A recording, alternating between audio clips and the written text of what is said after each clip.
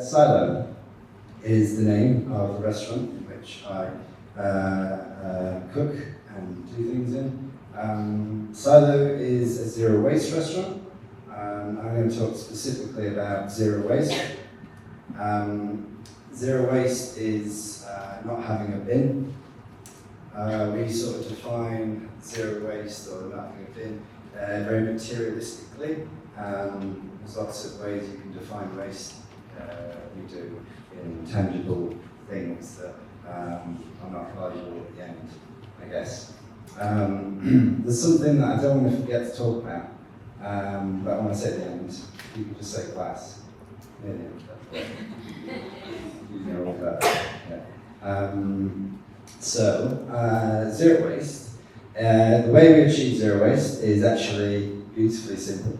It is a way of going to a farm, talking to a farmer and saying, can you bring us the food?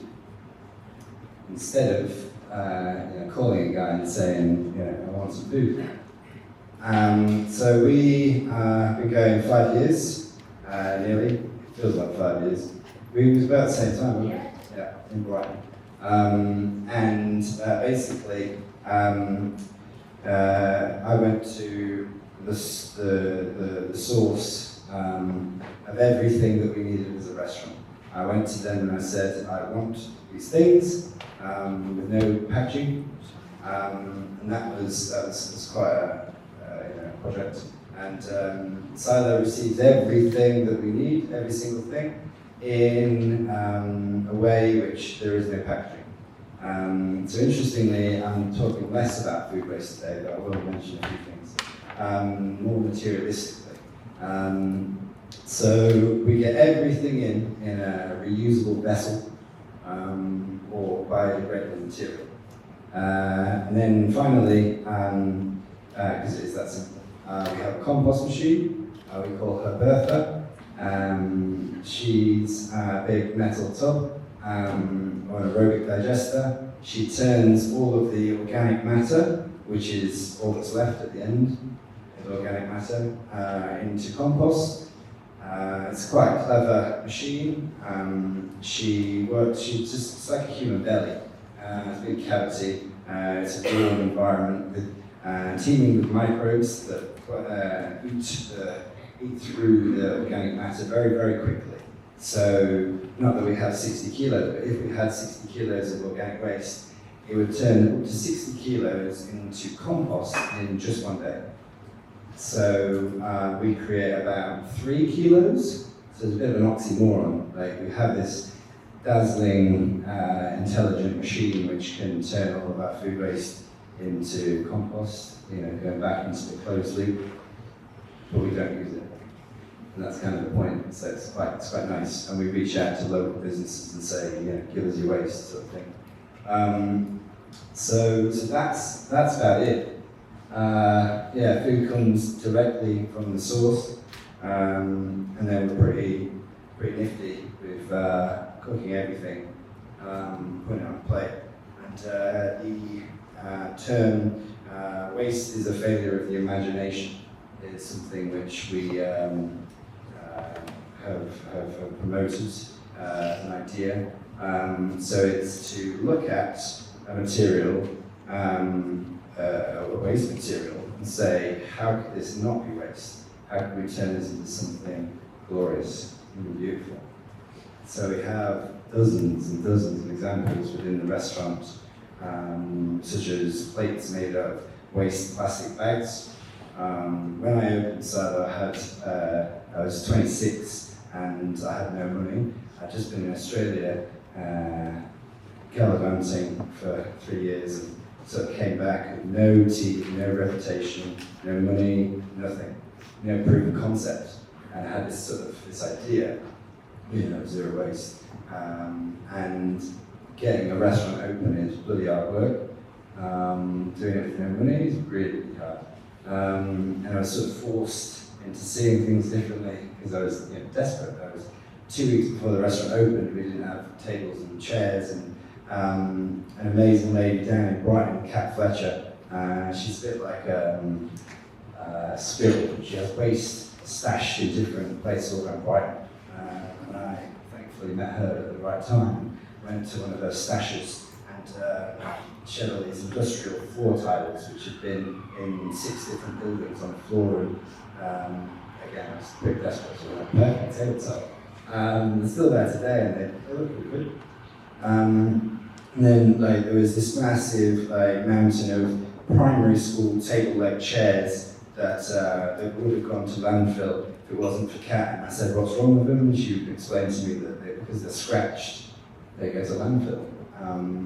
And I was like, she's like, but what are you going to do? They're too small. I was like, again, waste is a failure of the imagination. If you see a problem from every angle, then you can find a solution. It's by truly understanding and seeing it that you can then move forward into table-like prosperity. So I then said, there's so many of them, we can hack off 3 inches and weld them to the other mountain of them. The shorter ones can go for stools, and then the bigger ones will be our table legs. So we turned these primary school table legs into our now table legs and painted the socks yellow, so it really highlighted that process and championing what happened there. We have reconstituted car tyres that are mushed together and stripped out, and they clad our bar. And we have cocktail tables made from waste plastic. We have waste felt couches, and it goes on and on and on and on. But it's a really nice idea that you don't look at waste as a problem, but an opportunity. And that kind of goes very much with food as well. Looking at ingredients which are, I sort of thrive off of ingredients which no one else cares about. Ingredients like peasant ingredients. I think there's nothing more exciting than a carrot. Doing something rock and roll with a carrot. That's a sign of a good chef. If the food system was, there's this sort of scale of value, and everybody wants these things, I'm like, well, I'll take those things then. I'll make them beautiful. That's the idea. Just as a side note, something beautiful that happened because of this system. So create this restaurant, very sort of practically, and wanted to not have been. And then something quite magical changed, and people always say why is the food so original, it's so unique, and blah, blah, blah. And it's because it's a product of a unique system. And this system doesn't exist. I call it sounds really pretentious, but a pre-industrial food system. So I sort of have a few, we talk about the problem of waste. I feel like I do have a few answers. Waste exists because of humans, particularly at a time where we were getting pretty excited about steam trains and industrial efficiencies. We got really yes, this is great. And then all these sort of capitalists jumped in and said, right, let's do this, let's do that. One thing happened was let's make loads of money, let's make the whole feeding people thing really, really efficient. Let's industrialize food. And obviously there's on a material level, the synthesis of materials together create this thing, plastic. That was the thing that was happening at the same time. But then the food culture, the food system was industrialized, and there was no one there to sort of regulate that evolution. There was no one to say, oh, hold on a minute, is it a good idea to, as you were talking earlier about making a sausage with the DNA of 14 different animals, was there anyone saying, this is a really bad idea? This is really not clever. That didn't really happen with food. Food is now, industrial food is dead food. It's not alive, that's the point. The point is, you kill food, you bleach it, you do whatever it is, you denature it, and it lasts forever. You put it on a shelf, that McDonald's burger will sit there on the pavement for weeks and not change. That's not alive. We, however, we are alive. This planet is alive. Where does it make sense to eat food which is dead? It doesn't. So this whole sort of notion of pre-industrial sort of made sense to me at the time. It sort of lost a few people a few times. What was I doing? Oh yeah. So there's this thing, direct trade, and it was like a necessary thing to not have been, because the industrial model is indirect. The industrial model has this middleman dude who puts wrapping on things because there's legislation, because there's like, I'm worried what's happened there, I don't know. It's disconnection, but disconnected from food. And that breeds a culture which renders food expendable. We don't have responsibility to food. It's whatever, it's a commodity. So we throw it away. That's the culture that industrialism breeds. Now, we, not through this sort of noble thing, we were just like, right, I don't want a bin. So I'm going to go to that farmer. And then something beautiful happened, which was this relationship, this sort of looking into that farmer's eyes and understanding what makes them happy or sad, understanding what makes their day good. So we've been trading literally with farmers. If you follow our Instagram or whatever, we try and sort of champion those people doing wonderful things with wonderful soil. That's really important. I think way above the agenda of zero waste is good agriculture. It's like the most fundamental thing of all is supporting good agriculture.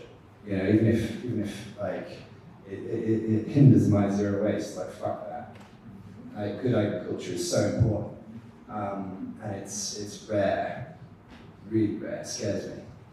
Anyway, so we're sort of doing this thing with these sort of farmers and building these friendships and relationships and working together, creating this this transparency, creating this understanding on both levels, connecting, being as one, where the product in which it manifests from our system, because of that relationship, is so different. It's so, how many people, I can't count how many people come into the restaurant, eat food and say, I feel alive, I feel, that I've got more energy, I don't feel like I want to go and have a nap. I don't know if there's something in that, food being alive, or maybe it's just, placebo, I don't know. But creatively, being a person feeding from that system is pretty remarkable. One of my favourite chefs actually sat over there. We did recently this collaboration, and there's this amazing fishery called Kono Sashimi. And Kono are very small, I think they've got 10 small boats that go out in Cornwall. And Merlin, the chef, when he wanted to work with them, because they're amazing, they're sort of the best. And they said to him, I thought this was brilliant, if you want our fish, you come fishing with us. I just thought that was so beautiful. You come fishing with us, because he then understands how they work. He then understands what's important, because they know what they're doing is right, and they want him to know what they're doing is right. And when he knows what they're doing is right, he stands by them, he works with them to do the right thing. And they specifically have small boats, and whatever they catch, we cook. And industrialism says, have whatever you want. Here's a list of that. What happens to the rest? That's why waste exists. Humanity, and our industrialism of it. So that's that. Fish. Glass. It's taken. Hopefully. Glass. So, glass. We try, so in the zero waste culture, we've got the 5 R's of zero waste, and the last one is recycle. Now, the more I tried to wrap my head around recycling, this is, when Silo sort of was erupting at the beginning, I was like, recycling really isn't good. It's really bad. It's really bad. It's not zero waste. It's like, well, why is it part of this sort of zero waste pyramid? It's not zero waste. It's very, very wasteful. 40% of, I was just doing research in glass, isn't it? Like 40% of glass produced ends up in landfill. 40%. And like the intensiveness of that creation is bonkers. Anyway, so we have never recycled other than glass. So Bertha digests all our organic matter, and we only have organic matter with the exclusion of glass. Because I want natural wine. I want delicious natural wine, I want lots of it, and I want a nice list of it, because I love it.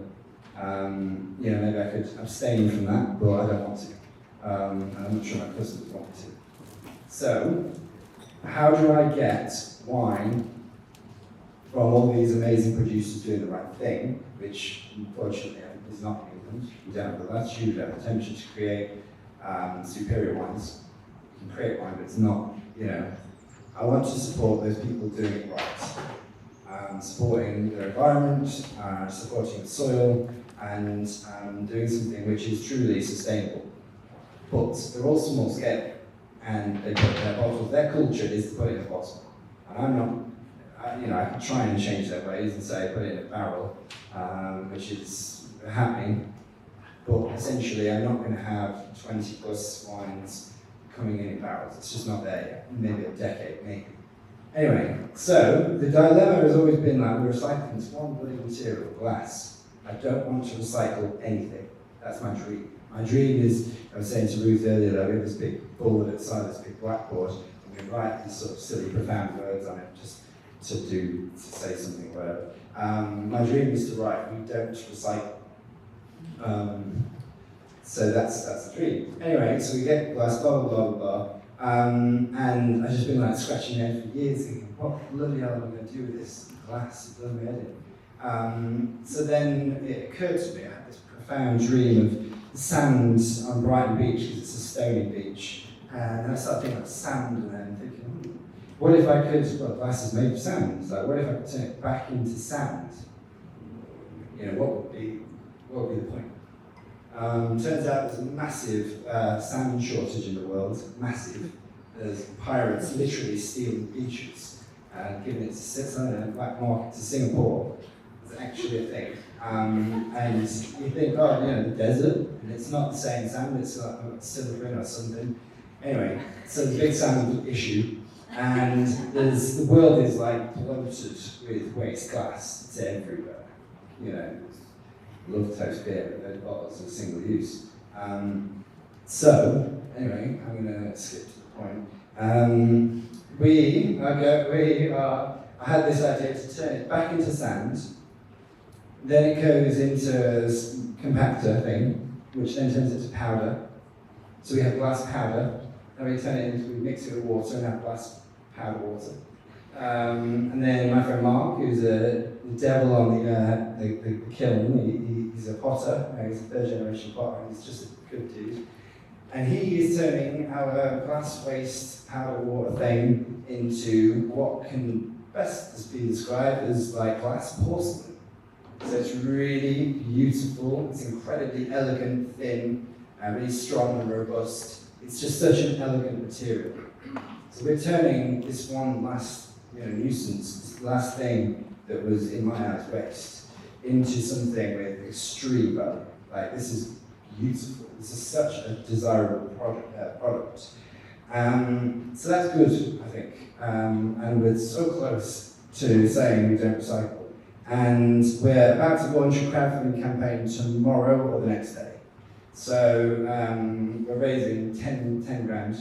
So it's a shameless plug. And it's to buy these two machines to create a truly zero waste restaurant. That's about it, I think.